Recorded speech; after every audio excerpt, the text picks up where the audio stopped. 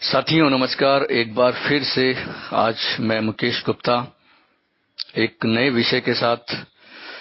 आज जो विषय चुना गया है वो आपने काफी चर्चा सुनी है और काफी अखबारों में टेलीविजन में आपने सुना पढ़ा भी होगा। और बहुत महत्वपूर्ण एक ऐतिहासिक जो बिल पिछले दिनों में हमारी संसद के द्वारा पारित किया गया था, उसके संदर्भ में हम बात करेंगे आज जीएसटी बिल या जीएसटी। जो ये बिल क्या है, इसकी पूरी जो यात्रा रही है वो उसके बारे में हम जानेंगे। और ये जीएसटी है क्या, इसका अर्थ क्या है, ये ऐसा क्या कारण थे कि सरकार इसके लिए संविधान में संशोधन किया, या इसके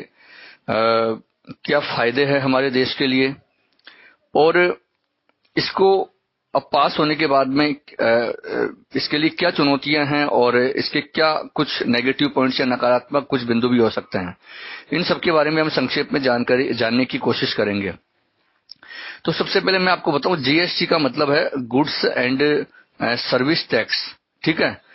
बहुत महत्वपूर्ण ये जो कानून पास हुआ है, एक अगर हम कहें तो स्वतंत्रता के बाद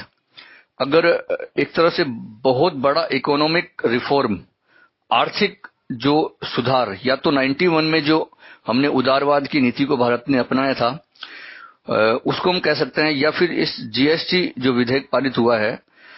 जो संविधान में संशोधन हुआ है, इसको हम एक आर्थिक क्षेत्र में भारत में आर्थिक सुधार, कर ढांचे के सुधार में एक बहुत महत्वपूर्ण और ऐतिहासिक ये कदम रहा है।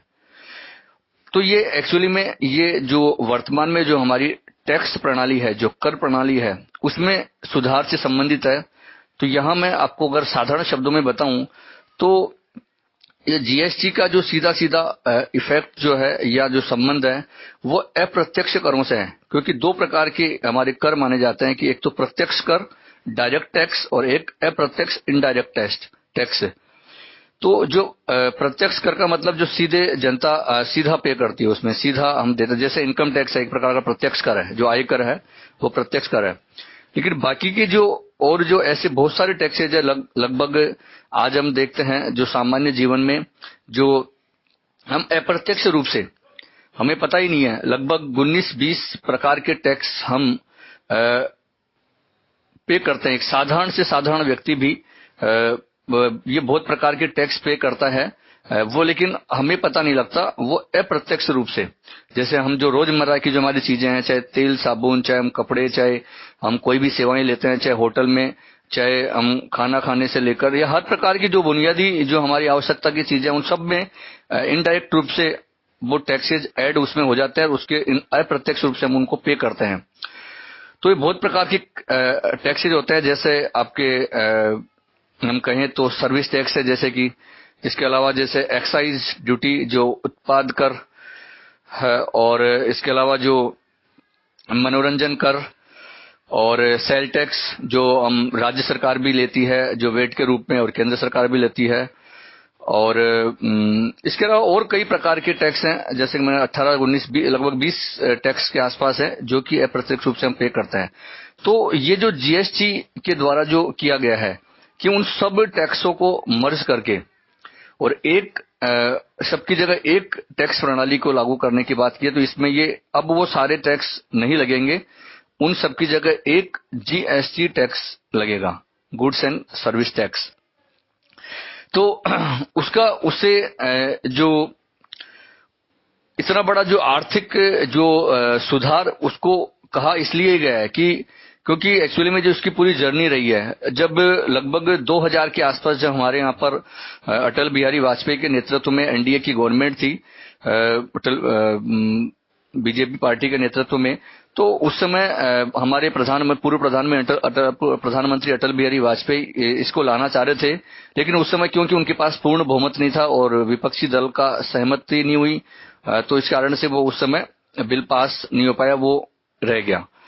मतलब वो लाने की उन्होंने कोशिश करी थी। उसके बाद में फिर यूपीए की गवर्नमेंट ने भी 2009 में ये बिल लाए और इसको पास करवाने की कोशिश करी, लेकिन तब भी तो उस समय फिर बीजेपी ने इसका विरोध किया और इसमें कुछ सहमति नहीं बन पाई। और उसका एक फिर यूपीए गवर्नमेंट ने भी ज्यादा उस समय ध्यान इसलिए नहीं दिया क्योंकि उस समय राज्यों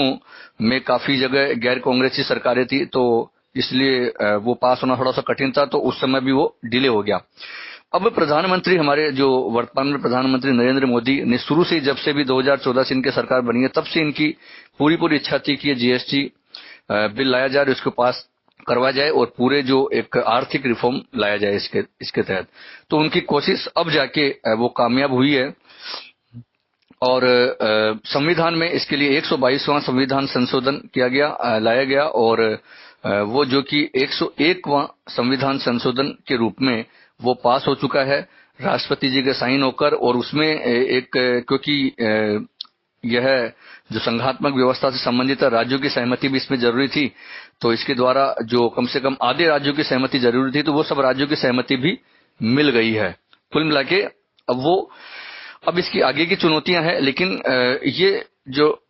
पूरी जर्नी इस प्रकार ये 2000 से लेकर अगर हम कहीं पिछले 15-16 सालों से ये एक तरह से कोशिश की जा रही थी, जो अब जाके वो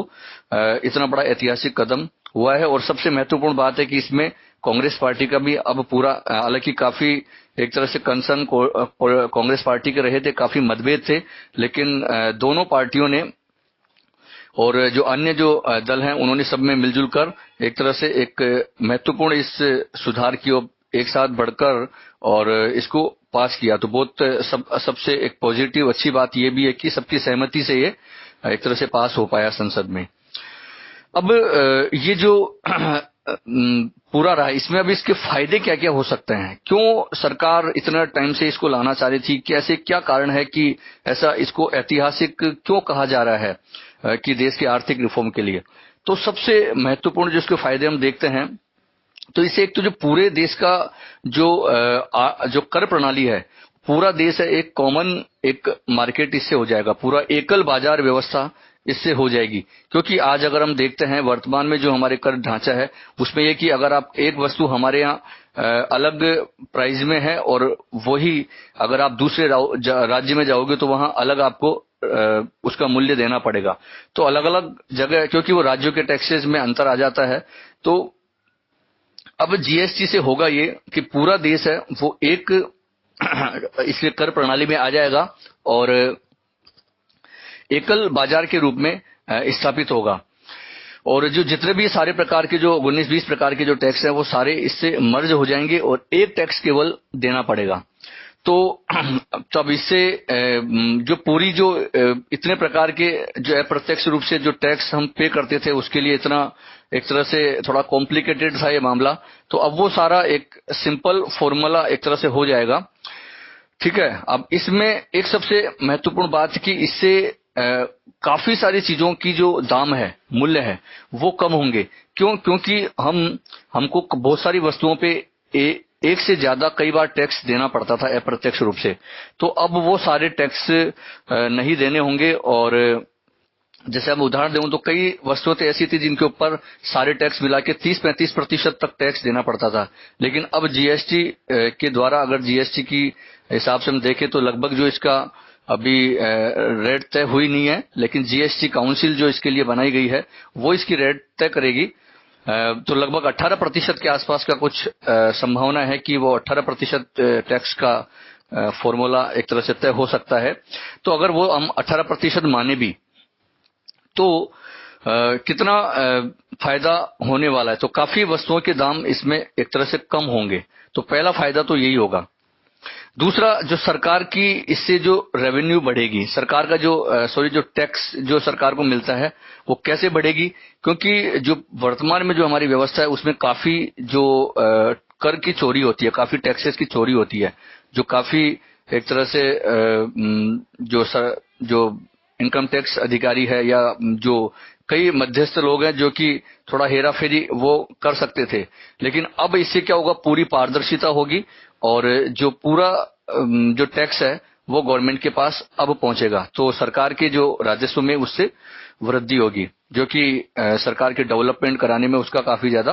फायदा उससे मिलेगा, क्योंकि जब सरकार के पास अच्छा खासी इनकम आएगी, जो अधिक से अधिक लोग इससे जो पूरे कर के दायरे में आएंगे, टैक्स के दायरे में आएंगे, पारदर्शिता इससे होगी। और इसका जो अगर हम फायदा देखें तो इससे एक फायदा और इससे होगा कि जो जितने भी जो हम ये टैक्स पे करते थे, जो मैं जैसा कि मैंने आपको बताया कि 19-20 प्रकार के टैक्स है, तो एक टैक्स के ऊपर भी टैक्स हमको कई प्रकार से देना होता था पहले, वर्तमान जो व्यवस्था में देना होता है, मतलब कि क्योंकि जब 2-3 प्रकार या 3-4 प्रकार के टैक्स अगर होते हैं तो वो एक टैक्स पे किया। जैसे मैं आपको उदाहरण दूं कि मान लीजिए कोई भी मैन्युफैक्चरिंग करनी है, अब उसके लिए रॉ मटेरियल अगर जो कच्चा माल है तो वो खरीद रहा मैन्युफैक्चरर, तो उसके ऊपर उसने टैक्स दिया। फिर जब वो उत्पाद तैयार हो गया, मतलब उसकी लागत कीमत में वो जुड़ गया टैक्स, लेकिन जब वो बिक्री होगी, बेचेगा, सेल टैक्स, तो उसको उस टैक्स के ऊपर भी रॉ मटेरियल प्लस टैक्स, तो उनके ऊपर भी एक तरह से टैक्स के ऊपर भी टैक्स सेल टैक्स के रूप में देना पड़ा। तो ये जो डबल टैक्सेशन जो हमको देना पड़ता है, ये अब नहीं होगा, तो वो डबल टैक्सेशन हो जाएगा। तो इससे क्या है कि जो महंगाई में भी इससे कमी आएगी। देश के संघात्मक ढांचे के हिसाब से भी बहुत महत्वपूर्ण ये रहा कि एक सहकारी संघवाद को मजबूती मिलेगी, कि इतना बहुत कम ऐसा देखने को मिलता है कि देखो इससे कि अब जो राज्य है और जो केंद्र है, मतभेद हो सकते हैं भी, तो लेकिन एक तरह से सहमत हुए और मिलजुल कर एक सहकारी संघवाद का एक बहुत अच्छा उदाहरण ये जीएसटी जो बिल जो पारित हुआ है, वो एक बहुत अच्छा उदाहरण ये दिया जा सकता है कि किस प्रकार सहमत हुए। यहाँ तक कि जो सरकारों की गैर कांग्रेसी सरकारों ने भी इसको अपने राज्यों में पास किया, क्योंकि इस बिल की एक महत्वपूर्ण बात ये थी, जैसे कि मैंने आपको बताया पहले, तो इसके लिए जब भी ये पास हो संसद से पास होने के साथ साथ कम से कम आधे राज्यों की सहमति जरूरी थी। तो बहुत सारे बीजेपी शासित राज्यों ने तो सहमति दी, लेकिन जो बीजेपी राज्य के शासक जहां पर था, उन्होंने भी इसके ऊपर सहमति दी। तो एक संघवादी ढांचा मजबूत एक तरह से इस विधेयक से हुआ है। अगर जो पास किया तो ये भारतीय संघवाद को मजबूत किया है इस पूरी कवायद ने। और इसके अलावा अगर हम फायदे की बात करें तो जो बहुत सारे जो आपको महंगाई का तो मैंने बताया, टैक्सेस का बताया, अब इसके फायदे तो लगभग एक तरह से यही हैं। भ्रष्टाचार इससे कम होगा, एक काला धन जो जनरेट होता है, क्योंकि जब टैक्स की चोरी होती है तो जाहिर सी बात है वो काफी लोग हैं वो उससे काला धन जनरेट होता है। तो काले धन से भी मुक्ति लाने में, भ्रष्टाचार को रोकने में भी अब जो टैक्स की चोरी करते हैं लोग, वो भी अब नहीं कर पाएंगे। तो ये सारे इससे देश को फायदे होने वाले हैं और सरकार को इससे काफी राजस्व मिलने वाला है। हाँ, एक फायदा मुझे और याद आ रहा है कि इससे कि जो संघवाद का मैंने आपको बताया, और डेवलपमेंट के लिए, क्योंकि जब पैसा काफी जब सरकार के पास आएगा तो जाहिर सी बात है सरकार उसका काम जो विभिन्न जो सरकारी योजनाएं हैं और डेवलपमेंट है, विकास कार्य में वो लगा पाएगी। और एक जो हमारी जो देश की इकोनॉमी है वो काफी मजबूत इससे होने वाली है। जो सकल घरेलू उत्पाद है, अनुमान है कि लगभग 1.5 से 2% सकल घरेलू उत्पाद इससे बढ़ सकता है। तो ये भी, और यही कारण है कि इसको काफी ऐतिहासिक आर्थिक सुधार कहा गया है। तो ये सारे फायदे हम इसके गिना सकते हैं। अब इसके जो नुकसान क्या है, तो नुकसान बहुत ज्यादा नहीं है। हाँ, इसमें एक तो नुकसान ये है कि कुछ वस्तुएं हैं कि जिनके की दाम महंगे भी होंगे। वो क्यों होंगे? क्योंकि वर्तमान में जो अभी मान लीजिए उनके ऊपर अप्रत्यक्ष रूप से एक आधी टैक्स अगर दिया जाता है तो अगर वर्तमान 18% की दर अगर हम मानते हैं तो वो वर्तमान के हिसाब से उनके ऊपर कम ही टैक्स दिया जा रहा है। तो अब उनके ऊपर भी जो जीएसटी का न्यूनतम टैक्स होगा वो देना पड़ेगा। तो ऐसी कुछ वस्तुएं हैं जिनके ऊपर भी ये कुछ दाम बढ़ेंगे। दूसरा जो इसका नुकसान, एक सबसे बड़े नुकसान नहीं कह सकते, लेकिन राज्यों के पास जो अभी राजस्व का जो इनकम होती है, जो टैक्स आता है, उसमें कमी होने वाली है, जाहिर सी बात है। और यही इसका विरोध का रीजन था। राज्य जो सहमत नहीं थे शुरू में, तो वो, लेकिन उसका समाधान गवर्नमेंट ने किया है। इस विधेयक में प्रावधान किया गया है कि सरकार को जो भी हानि होगी, जो उनको टैक्स की जो इनकम होती है उससे जो भी हानि होगी वो सारी भरपाई अगले 5 साल तक 100% भरपाई जो केंद्र सरकार है उनके लिए करेगी। तो वो पूरा केंद्र सरकार और राज्य सरकारों के बीच ये सहमति बन पाई है, तो इसलिए इससे बहुत ज्यादा नुकसान राज्यों को नहीं होने वाला है, वो सारी भरपाई अब केंद्र करेगा। और दूसरा एक ये भी इसके अंदर कर दिया गया है कि जो कुछ वस्तुएं जैसे पेट्रोल, डीजल और शराब और कुछ जो मनोरंजन के जो कुछ साधन है उनको इससे मुक्त किया गया है, ठीक है ना। मतलब वो जीएसटी से बाहर होंगे, तो जो इसके ऊपर जो टैक्स जो राज्य सरकारें लगाती है तो वो लगा सकती है उनको क्योंकि काफी इनकम बहुत सारे राज्यों को होती है, तो वो इससे उनको उस इनकम होती रहेगी। जो 3-4 वस्तुएं जो मैंने आपको बताई, डीजल है, पेट्रोल है और आपके जो शराब है और इसके अलावा तंबाकू है, तो इन सबको जीएसटी से बाहर रखा गया, तो इनसे होने वाली इनकम राज्यों के पास आती रहेगी। नुकसान की बात जहां तक बात है कि एक इसमें यह है कि कुछ राज्य हैं जिनको थोड़ा सा इसमें ज्यादा नुकसान उठाना पड़ेगा, और क्योंकि ऑलरेडी कुछ राज्यों को तो इससे बहुत फायदा होने वाला है, क्योंकि उनके पास ऑलरेडी इतना इनकम होती नहीं थी, उससे जाए तो उनको केंद्र के द्वारा जो दी जाने वाली भरपाई है वो हो जाएगी। तो लेकिन हाँ, कुछ राज्य हैं कि जो काफी अर्थव्यवस्था की दृष्टि से मजबूत है, उन राज्यों को जरूर इससे नुकसान हो सकता है, लेकिन कुल मिला के फिर भी हमारे प्रधानमंत्री जी ने उन राज्यों को आश्वस्त किया है पूरा उनके नुकसान की भरपाई का, तो इसलिए वो राज्य अब सहमत हो गए हैं। अब चुनौतियां इसमें एक हो सकती है कि अब मेन बात यह है कि ठीक है पास हो गया, लेकिन अब इसको लागू करने की बात है कि इसके लिए काफी कानून बनाने पड़ेंगे केंद्र सरकार के द्वारा भी, राज्य सरकार के द्वारा भी। जो स्टेट जीएसटी बनाना पड़ेगा, राज्य सरकारों को अपने यहाँ पास करना पड़ेगा अपनी विधानसभाओं में, और जो सेंटर जीएसटी वो कानून, इसके संबंध में जो भी प्रावधान जो बिल में रखे गए हैं वो सारे कानून अब सरकार को वहां केंद्र सरकार के द्वारा संसद से पारित करवाने पड़ेंगे, वो कानून बनाने पड़ेंगे सारे। और इन सब के लिए हालांकि एक जीएसटी काउंसिल की भी व्यवस्था की गई है, जो कि सारे जो भी राज्य और केंद्र सरकार के बीच में जो भी कंसर्न होंगे, जिसमें कि जो इस काउंसिल में एक तो जो अपने वित्त मंत्री हैं वो, और वित्त राज्य मंत्री हैं, और इसके अलावा जो सारे राज्यों के जो वित्त मंत्री हैं वो सब इस काउंसिल में होंगे, और पूरे बहुमत से इसमें जो एक तरह से निर्णय लिए जाएंगे कितना जीएसटी निश्चित करना है वो सारा निश्चित होगा, किस किस प्रकार से इसको प्रॉपर लागू करना है वो सारा किया जाएगा। अब मेन चुनौती यही है कि किस प्रकार केंद्र सरकार और राज्य सरकारें हैं या जीएसटी काउंसिल है एक सहमति बनाए, और जो कि सरकार की कोशिश है कि बस 1 अप्रैल 2017 से ही इसको लागू करने की कोशिश है, तो उसके दिशा में उनको काफी काम करना पड़ेगा। सहमति बनाकर पूरा जो इसका स्ट्रक्चर है, ढांचा है वो तैयार करना पड़ेगा, और सारे जो नियम विनियम वो बनाने पड़ेंगे, और जो जितना भी जो इस समय जो वर्तमान में जो कर ढांचा प्रणाली है उसमें सुधार लाना पड़ेगा, वो सारा परिवर्तन करना पड़ेगा। जो सारे जो इनकम टैक्स डिपार्टमेंट के अधिकारी कर्मचारी हैं उनको प्रशिक्षण देना पड़ेगा, उनको प्रशिक्षित करना पड़ेगा इन नई जो कर प्रणाली के अनुसार, तो वो सारा करना पड़ेगा। और इससे हो सकता है शुरू में जो राज्यों को नुकसान होता है उसकी भरपाई करके एक कुल मिला के इसको अब प्रॉपर सही रूप से जो कि उद्देश्य था उससे लागू करने की जो बहुत बड़ी चुनौती है, जिससे वो उससे निपटना अब सरकार का एक महत्वपूर्ण उद्देश्य है। कोशिश है सरकार की कोशिश है कि 1 अप्रैल 2017 से इसको लागू किया जाए। हो सकता है थोड़ा सा डिले भी वर्तमान अगर दृष्टि से देखा जाए हो सकता है, क्योंकि अभी लगभग जो जीएसटी काउंसिल है इसकी 7 बैठक तो हो चुकी है, लेकिन अभी पूर्ण सहमति बन नहीं पा रही है, तो काफी कंसर्न है उनके इस कारण से। तो ये सारा है, तो